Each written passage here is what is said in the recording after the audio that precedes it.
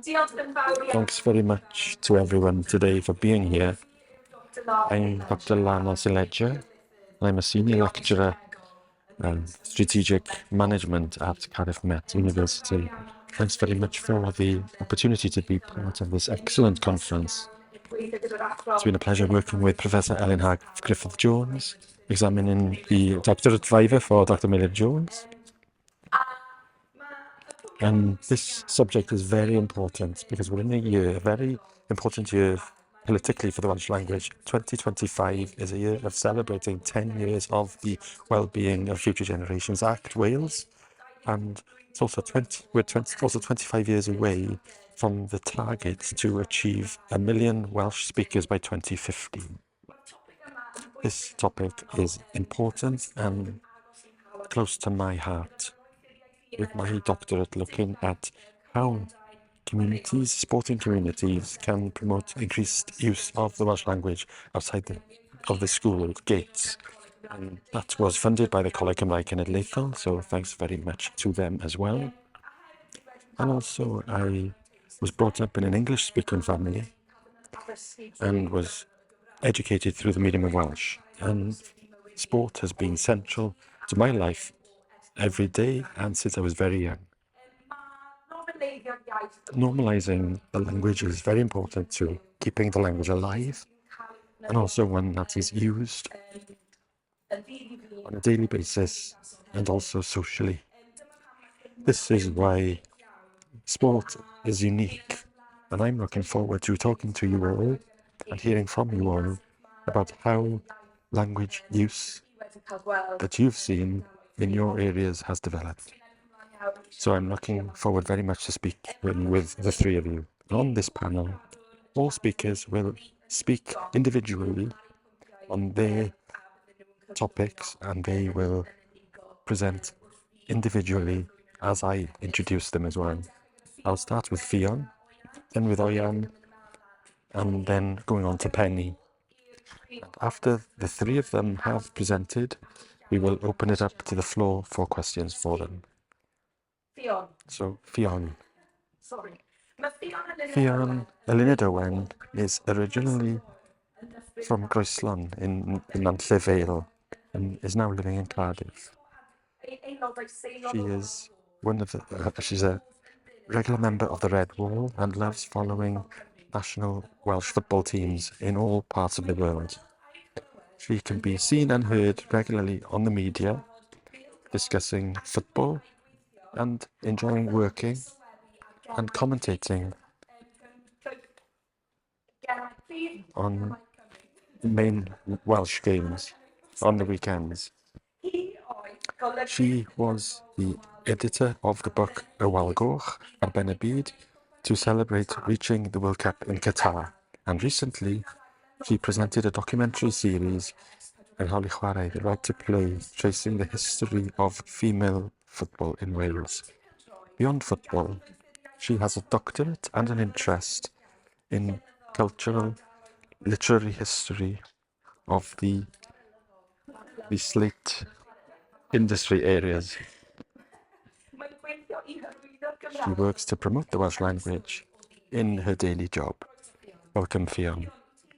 Ffion, you follow Wales across the world as a football fan, and you've been doing so for years now.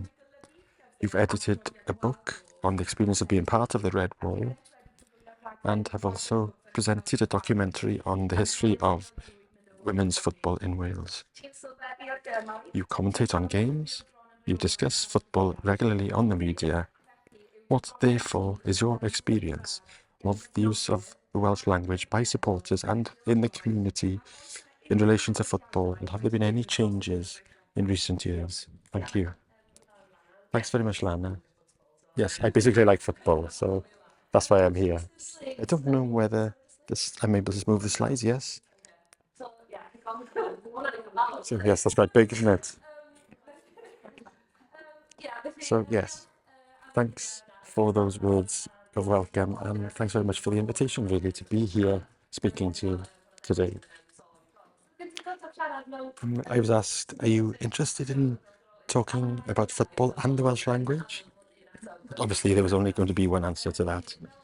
So as Lana said, I do work on a daily basis on Welsh as a subject, but I'm also a football fan. I'm here in a personal capacity today as well, mainly. But obviously, on some occasions, both things go together hand in hand, as you can imagine.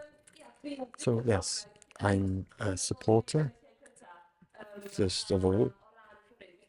In terms of Wales, as Lana said, I come from the Nantlle Vale in Gwynedd, about 5 miles outside of Caernarfon, a village called Groeslon, an area in the northwest where football is very big. And there's a team in every village. My father was also a manager of the Llanrug football team, which is the village known as the most Welsh-speaking village in Wales, apparently. And he was manager of that football team in the village for 10 years after having played himself. So yes, there's a lot of football in our family. And if I'm right, the photo that my sister will hate me for putting up there, the top photo. I was looking last night, that was exactly 20 years ago, March 2005, Wales and Austria at the Millennium Stadium. And I'm so happy that we no longer have the daffodil hat. So one of the games, and I was very fortunate, for those of you who don't know the geography of Wales, Goslin is 4 hours from Cardiff. So I was off. My mother brought us down a couple of times. I'm very grateful to her for bringing us down. It's not easy, as we've heard this morning when Ian was speaking. It's not easy, and I have so much respect. I haven't lived in North Wales since 2009. I have so much respect for Welsh supporters who come back down, and I live in South Wales, so it's much easier for me now. So one of those first games, losing 2-0 against Austria. And then, yes, I've always had that interest in football. Never really played, although I play all sorts of other sports, which raises other questions about why I didn't play football. Maybe I'd hope if I was in school today, things would be different. But yes, just that big interest. I did play Wembley lunchtime, but just that interest in football. I followed Man United at the time, taking cuttings at the Daily Post, that kind of interest. Just a huge fan. Coming down at 7 a.m. to watch Match of the Day on a Sunday morning because I couldn't watch it. It was too late for me to watch it at 10 p.m. on a Saturday. So yes, just Wales. I'm fortunate then, going to university, falling into a crowd of boys mainly, who were also very fond of football. Starting then to go down to Cardiff. I was at Aberystwyth University and starting then to go down to Wales games. And my partner and the group of boys starting to go on Wales away trips. And I'm just going to talk briefly about my experiences in terms of the language, in terms of Welsh supporters, maybe on away trips mainly. And my first Wales away trip was in Sweden, so that's the first photo there. That was the year of the Euros 2016. I'll share a secret with you. I wasn't allowed to go before then because the boys were starting to go, but they didn't want one girl with them. What group of boys, 22-year-old boys who just finished university would want to take one girl abroad with them? So it took me a couple of years to get my foot in. Maybe now people don't go themselves either. I have been on some trips alone, but I've been very lucky to be allowed to go. As I said, there are groups of girls that we've been as well. And a couple of them before COVID, they go to one every year. But there are girls I've got to know, of course, by following Wales. I mainly travelled with the boys that were going to Macedonia tomorrow after the game, 13 of us, so 12 boys and me. So that will be my 40th trip watching Wales away since 2016 in 9 years. So it's quite addictive. I'm lucky as well that I've come to an age where I'm able to watch when Wales were starting to play well as a national team. I've been to 2 Euros finals, 2016, and I was also fortunate enough to be one of the 200 who were in Baku for 2021 as well, and that was one of my favourite trips away. And then obviously having been to the World Cup as well, and I will be going to the Euros in Switzerland to watch the girls. So I'm just very fortunate in one way that I've come to an age where I can go on trips when Wales were also doing well. And of course the World Cup is there in one of the photos. And football as well. As I said, I haven't played, but I've been fortunate enough over the years. As Lana said, I have an interest in writing. I have a doctorate, which has nothing to do with football. If you want to know something about the Nantlle Vale and quarries, then you can ask me as well. But as I said, I've presented the documentary at How Chwarae, The Right to Play, on the history of women's football before Christmas. Tim edited a book before the Euros, and I contributed to that. That was one of the first things I did in terms of contributing to a book on experiences in the Euro 2016 Euros and Qatar World Cup. Then I was a joint editor of my book, The Sgôr, The Red Wall, and in recent years things have developed where I'm commentating and working on the Premier League Wales games in Wales, and also commentating on the Janiro main women's league. So it's outside of my comfort zone, but I do enjoy hugely in terms of working on that and writing articles as well. I did have a copy, I forgotten to bring it with me, but I write articles again in Welsh. So does anyone know about this? There's a fanzine in Wales, Alternative Wales. They've just relaunched it. It's a new look fanzine, so that's something that crystallises what it's like to be a Red Wall supporter in the current times. And they've just relaunched it, and I've been writing a regular Welsh language column for that, and I wrote the first column. It's just been published last week on our trip to Italy to watch the girls last month. And the first cap from Mared Griffiths was a young girl from Trosfynydd, plays for Man United, and she came on for a first cap. So all of these things are happening through the medium of Welsh. So I found that I'm able to, although I didn't play football, I'm able to be involved in the football world in a different way. And I'm just going to show a video, hopefully, and to talk a little bit more about the Red Wall, the book The Red Wall, that I edited to celebrate that we had got to Qatar and the first World Cup since 1958.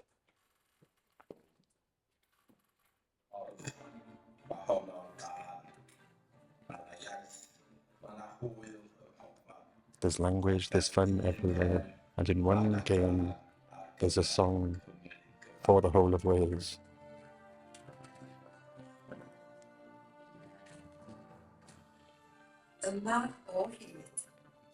We're still here. Our language on the field is a project, a thrilling project. Gareth Bale kicks a ball like he's watching it come down the stairs, slow motion in a gown. Gareth Bale kicks a ball like he can't fight this feeling anymore, and he's forgotten when he started fighting before, and it's time to bring the ship into the shore and throw away the oars forever.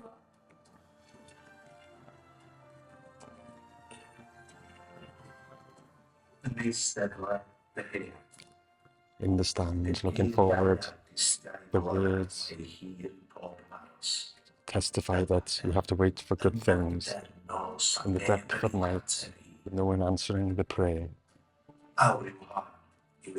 This is an hour for us to qualify.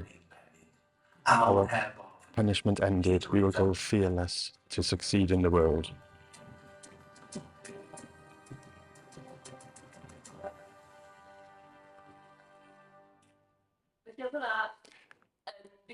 So that was a video we produced to promote the book. I'm sure a few of you will know many faces there. And when we put this book together, we wanted it to reflect that sense that we were getting from being a Welsh supporter. Because it's no exaggeration to say that I found my people, found my tribe, so to speak. Because there's a special feeling. If you ask anyone who travels, there are a couple of people in the audience who've been doing this for years and decades before me, and I'm sure they will share that sense that I have. That it's just something special that we go. It's about 4 months now since we were last on a trip, and we're going. And we meet every now and then. Lots of new people, and that feeling of celebrating our Welshness and being with people who think the same as me about Wales, want to be there because we love Wales. And that's what I wanted to reflect in this book, especially in that clip you saw, the poems that had been commissioned. It was a book including experiences. I wanted a variety of experiences. There were poems, there were quotations, there were photos, there were articles. So they're all short pieces, but so many different pieces contributing, because that is what being a Welsh supporter means. I feel that there are so many different people from different backgrounds And I've got to know people from other areas in Wales and beyond. There are lots of Wales supporters who don't live in Wales either, but they are still connected through supporting Wales. And a core part of it all is the language. And the words Rhys produced in England, a poem is strict meter saying that there's a language, and that's what it is. I don't think maybe I could engage as much with it if the language wasn't there. Because yes, there are a lot of football supporters for historical reasons, and how the game comes from the north, and especially on away trips. There's more of a percentage of Welsh speakers than would be in a normal situation based on the population of Wales. But what it gives as well, people, new speakers, learners, and that's what sticks with me, because there are people who have contributed to the book, who have been following Wales since the 70s, 80s. There are people who have just started following. There are new speakers. There are bilingual elements. There are 2 chapters that I've kept in the original English because I want to reflect it is a bilingual space. That's what's nice about it. And there's a mutual respect there. And there are quotations, I've kept them in the original language. Yes, I've forgotten whether, but yes, I think everyone from Wales as well, there's focus to where people come from, and supporters come from all areas and reflect Wales as it really is, maybe. Because, as I say, I meet people, I make friends with people. Apart from following Wales, I probably wouldn't have come across them because of the types of completely Welsh life I live otherwise. And I think there are photos in it, an opportunity for people to contribute their own quotes. I don't think my family will mind that I've picked up someone who doesn't speak Welsh.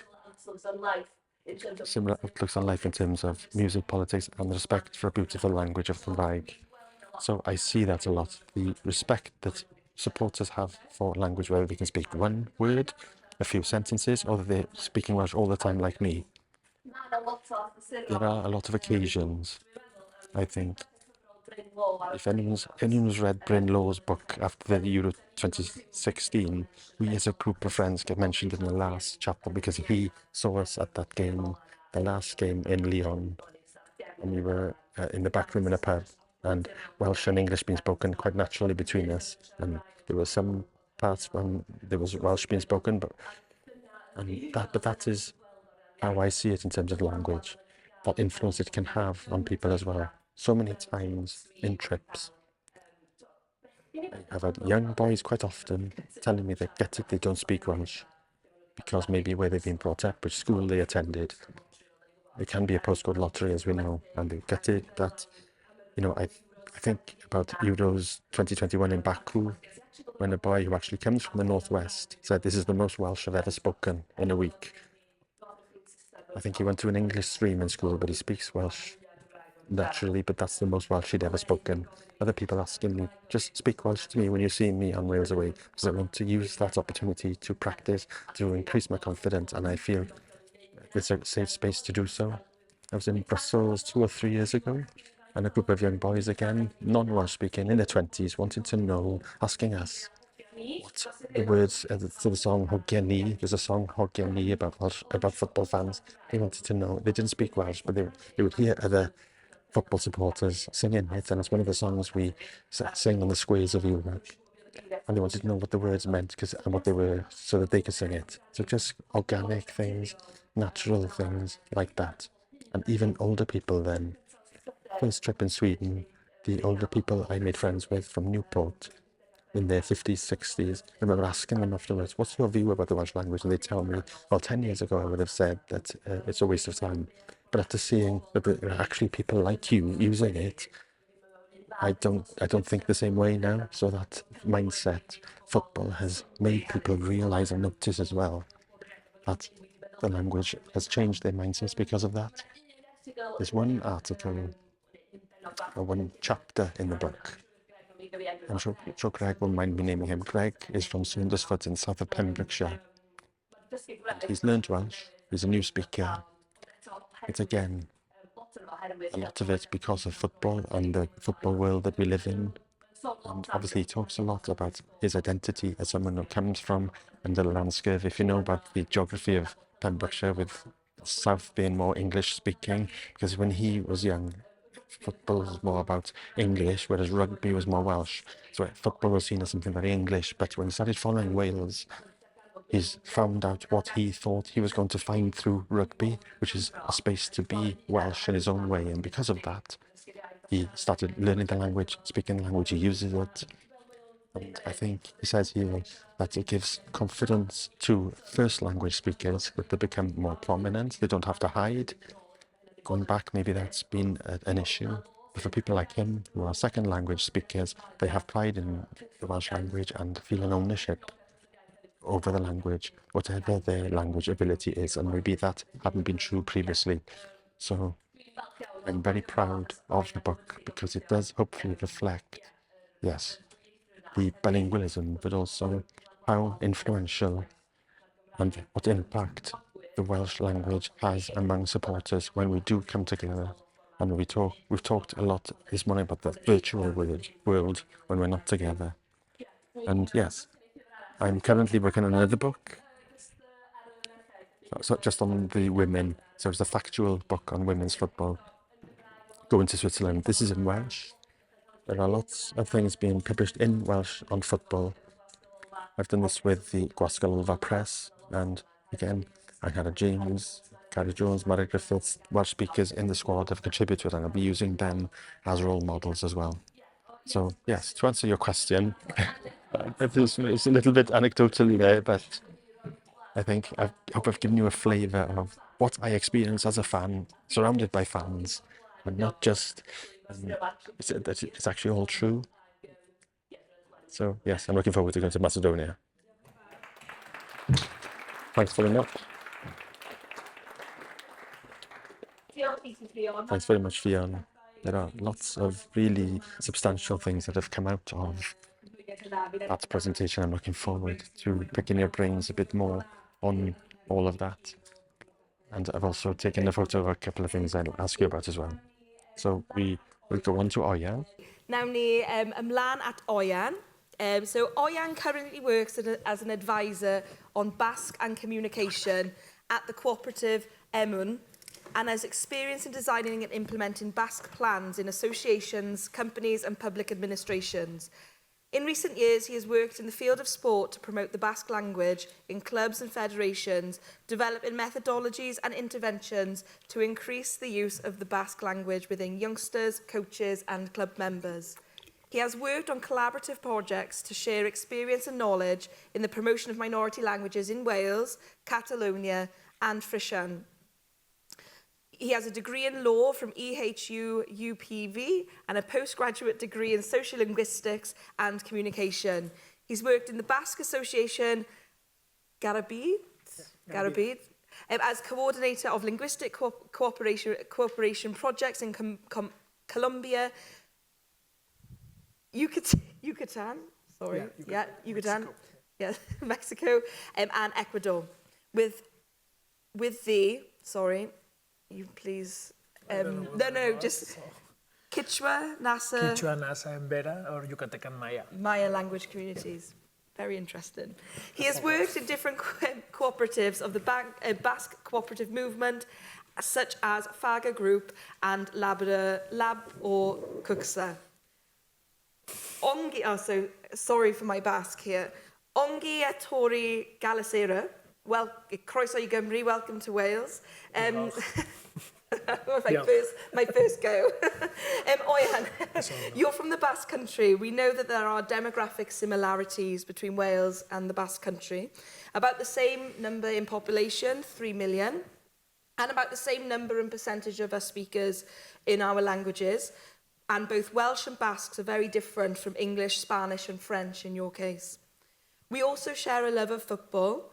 And so what I would love to hear about is a little bit about the initiatives that you have been taking place to increase the use of Basque at community level with children and young people, and also perhaps a little bit about the relationship between the use of the community level language and the use at the higher levels as well, and or with the role models at professional clubs. Sorry, lots of things to get in. I will try to do some of it. Diolch.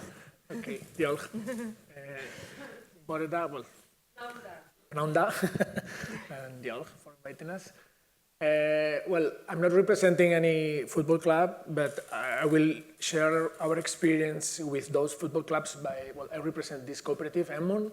This is an organization founded in 1997, mainly working in language management, language activism, but nowadays we work in gender equality, innovation, social innovation, diversity, social responsibility. I mean, we normally work, our centered topic is Basque language, but then with other social issues. We're 90 members in total. These are some of my colleagues. And well, the idea is that our experience during almost these 30 years has been mainly in the socio-economic sphere, in the working places, like revitalizing the Basque language, the use and the presence of the Basque language in the working places. But we do also work with educational organizations, culture, sports, because in the end we consider and we realize that in terms of revitalizing a minoritized language is, let's say, all the same. Like, well, obviously you have to adapt it to the context of the organization, of the field, of whatever it is. But in a sense, and as we will see, well, this is what you said, like we can reflect ourselves in the same mirror, Welsh and Basques, in numbers, but also the idea that we're able to highlight is that we are facing the common challenges nowadays, like new technologies, leisure, the formal and informal registers of language, let's say, attracting talent of Welsh speakers and Basque speakers. I mean, as linguistic communities, we're facing similar or practically the same challenges.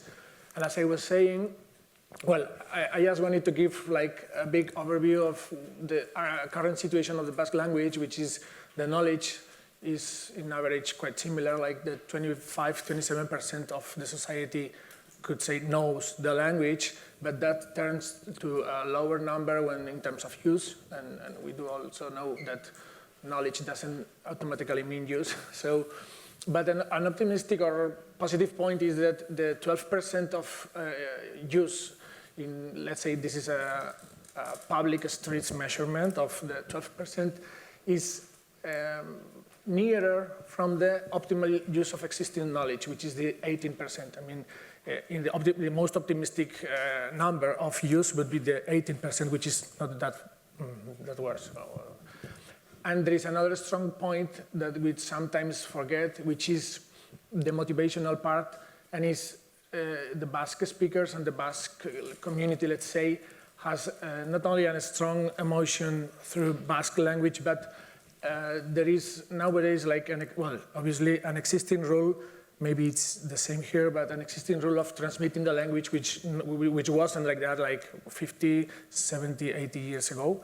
And at the same time, the use of Basque is, normally the Basque speakers are, we could say, like very loyal to the use of language. I mean, in terms of people who don't totally master the language, but they try to do it when they could easily or easier speak in Spanish or French in this case. Well, that's just like an idea. And what I was telling previously is like our theoretical basis, and I'm not going to go very deep into this, into social linguistics now, but is to understand that language revitalization needs to act in these three axes or these three fields, which are knowledge, use, and motivation.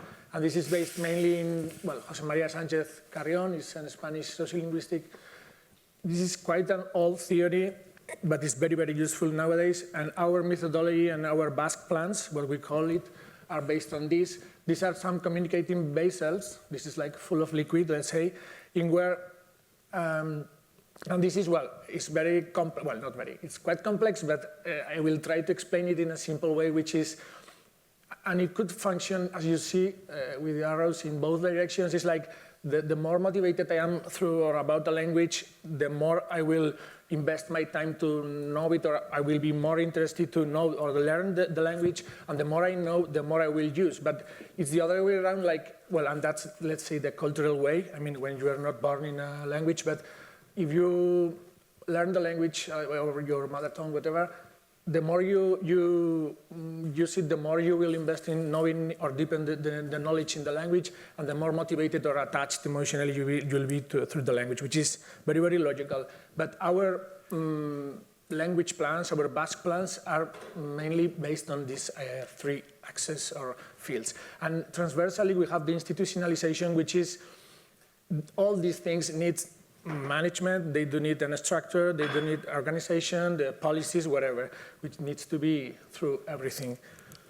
And our experience, what I said, like during these almost 30 years in the socioeconomic spheres, in private companies, in public administration, has been a mixture between these sociolinguistic bases and what is management for companies, for example, the classical PDCA cycle, which is plan, do, check, act, but our management plans have these 3 axes or fields, but at the same time, we do like action plans based on diagnosis, and then we have some actions, let's say, for investing in knowledge, but some others for use and some other for motivation. But we transversally work in planning it, doing and implementing it, then checking, assessing, evaluating it, and then taking action into improving or changing the measurements or whatever we need to do to continue. And well, our experience with football and why football, and I'm not going to explain it very much because we've seen it during all the conference, the reasons we have, how strategic it is football for a language, but the other way, how strategic is language for football as well. And maybe Fion's experience shows perfectly how language is going through everything, well, in football and in life. It's like when we are creating a community, in a football community in this case, everything, every emotion, every life experience, every feeling goes through language. And that's why football, but also a private company, also whatever, a cultural organization, whatever we're talking about its life, it's related to language. And that's a bit taking consciousness about it. Let's say, yeah, well, I will go on instead.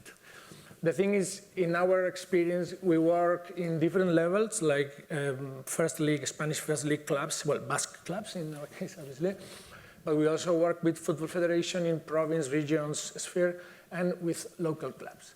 And at the same time, we work or try to work with different subjects, which are the clubs and the steering committees, or the staff in the first, let's say, first league big clubs, because in the same way they're companies. I mean, they have hundreds of employees.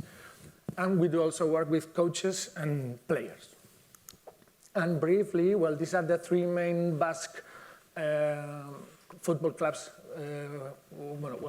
who are working now. We don't work with Osasuna and Alaves, for example, but we are now working with these 3 ones. And I would like just to highlight 3 ideas with each, because I realized during the conference that we all are trying to do the same, like same kind of initiatives, same kind of projects. But for example, in Athletic Bilbao, well, I checked the farm team's concept. Then I checked it's not said like that, but whatever is like the young learning academies, or in Euskera we say arrobia, which is in Spanish cantera. But in Athletic Bilbao, the strategic thing is being like, well, it's the most maybe Basque, the most internationally non-Basque football team, but it has a big impact in the local area, in the province of Vizcaya, in Bilbao, and so on. But we're working with them in terms of strengthening, for example, what we said, like the academy concept, like the influence of language through these people, these youngsters, through the coaches and the trainers.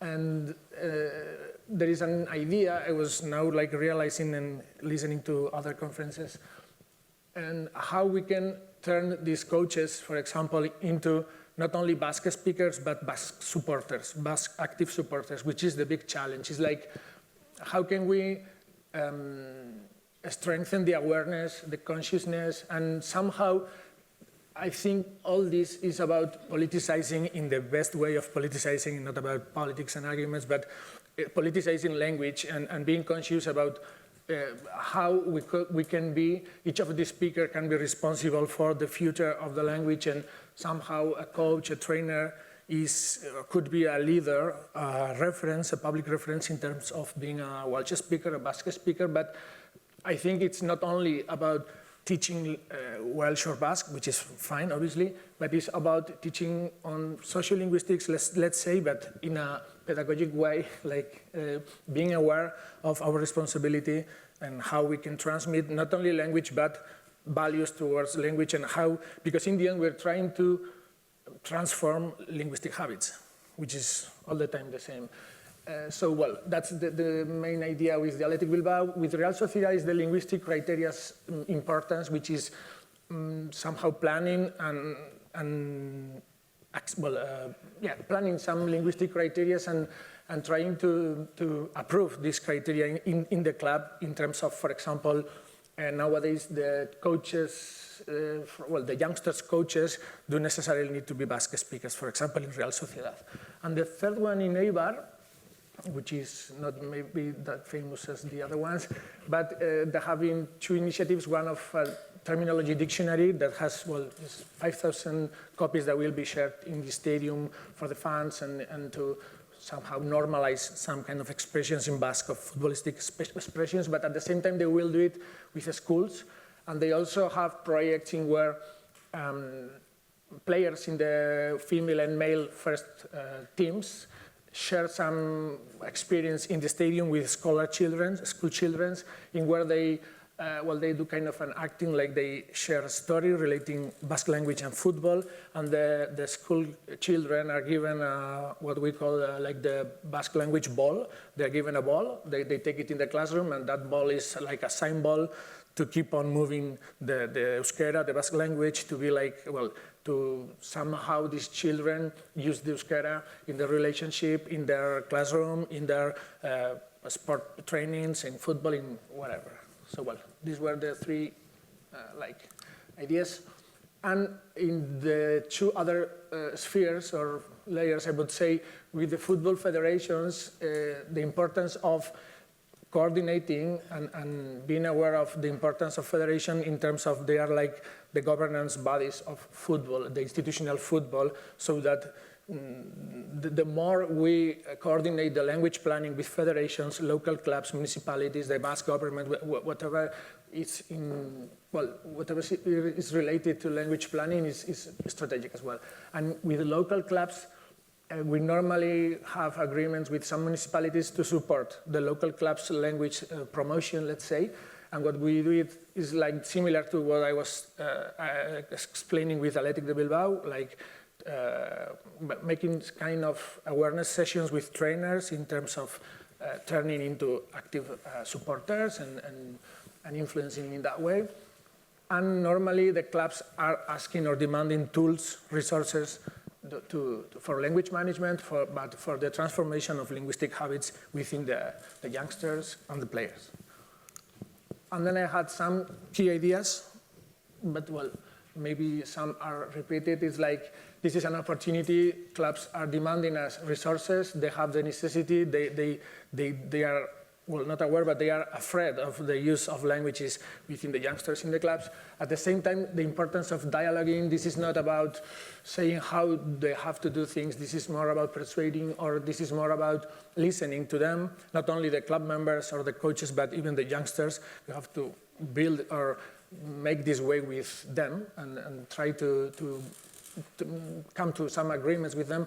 At the same time, the importance of progressiveness, like the strategies and actions must be progressive. What I said, like how important it is to turn these coaches into language activists.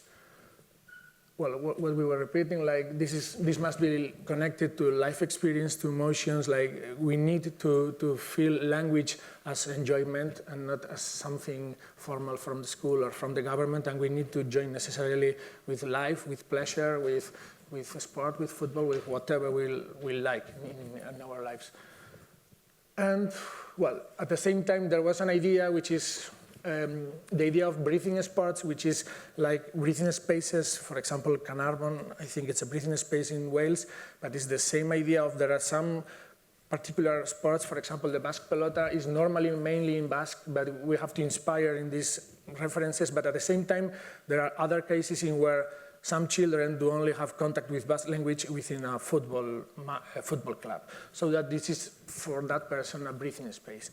And at the same time, in the difficulties and challenges, there is an opposite, not an opposite, but the safe spaces concept, which is different in terms of someone where maybe Elin was talking later in the morning, before in the morning, like about creating safer spaces in terms of feeling confident through language, and in where children will talk about their feelings about language, why they speak in Welsh or why not, why they can switch, or, I mean, spaces in where they will feel not judged and they will feel more freely speak about language, and then the trainers, the coaches will have also a better basis to talk, reflect about language, about our responsibilities. So that's another challenge we have.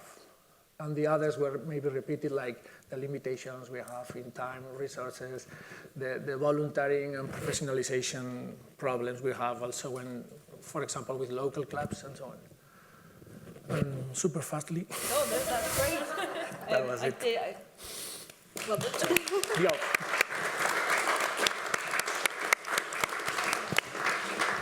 I actually wrote that down to thank you, so excuse my Basque, but I'll have another go. Escuric Asco. Yeah, I know I wrote it down to say thank you as well. Thank you very much. Very, very interesting, Oihan. Looking forward to hearing more about that. Between Wales and the Basque country, I think there's lots of similarities in the community side of it as well. So yeah, thank you very much. And last but not least, Dr Penny Miles. So mae Dr Penny Miles yn darlithydd ym Mhrifysgol Caerfaddon yn arbenigo mewn gwleidyddiaeth a hunaniaethau LHD TC+, rhywedd a phildroed. Mae hi'n aelod o fwrdd ymgynghorol, cydraddoldeb, amrywiaeth a chynhwysiant Cymdeithas Pêl-droed, sorry.